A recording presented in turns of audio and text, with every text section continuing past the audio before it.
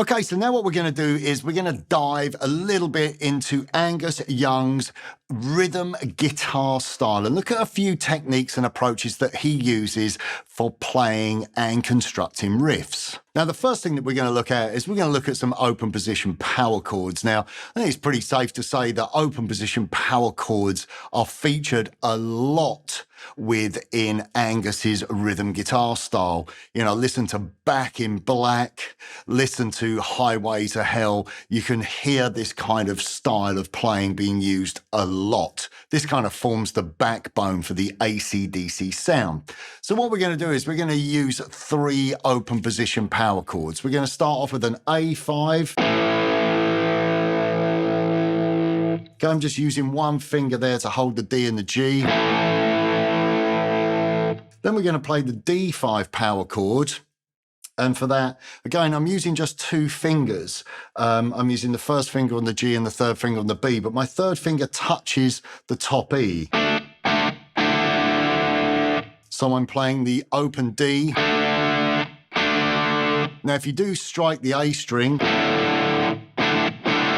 that doesn't matter. That adds a little bit more weight to the bottom end. But I think trying to, control your picking hand to be able to just play from the D string to keep the chord sounding a little bit crisp. But practice laying or touching the top E string with that third finger. On to our final power chord we're going to use for this example. We're going to use the G5. Okay, for that power chord, you're holding the top 2 strings with your third and fourth fingers, and then you're using your second finger to play the third fret of the low E. But then that second finger is touching across the A string. And that enables you to strike all 6 strings. Okay, so we have A5, D5, and G5.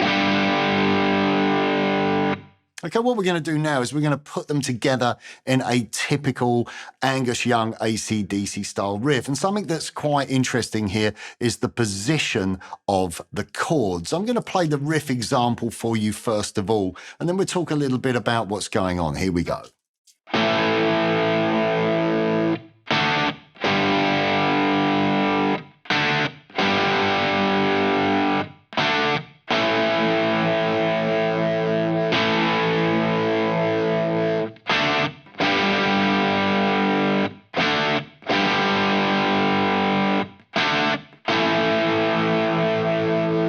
So when I'm playing those chords, it's just single strikes, no complex rhythms going on with the picking hand. But the interesting thing here is the position of the beat when you're changing chords. We're changing the first chord, we're starting on a downbeat, 1, 2, 3, and 4, and 1, and 2, 3, and 4, and 1, and 2. You're changing the other chords on the and. So instead of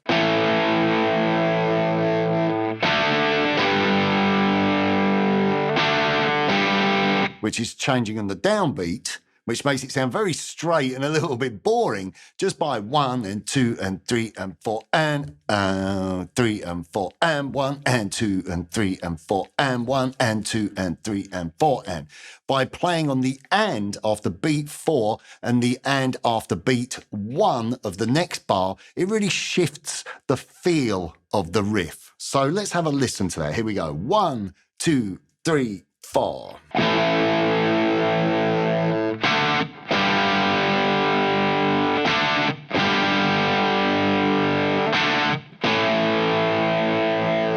I'm adding a little palm mute as well after the chords just to kind of accentuate the chord change. I'm not,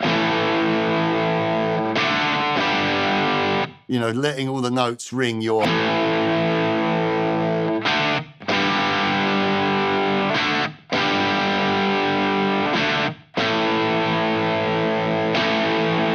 Okay, you can hear just by placing your palm down on the bridge as well, it adds for the impact of when you change the chord on the push on the and it really gives the kind of feeling of everybody locking in. I think if the open strings or the remaining strings of the chord are left to ring out, it kind of confuses the riff a little bit and it doesn't sound quite as tight.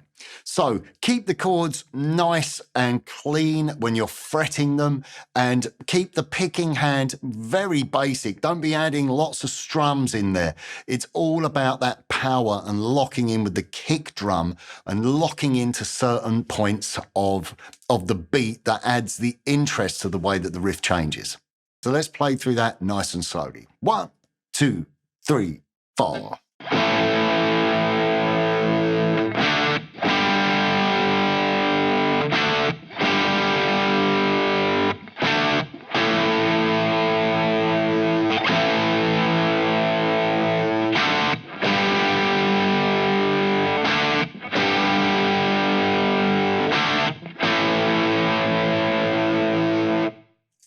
Okay, let's pick the speed up. 1, 2, 3, 4.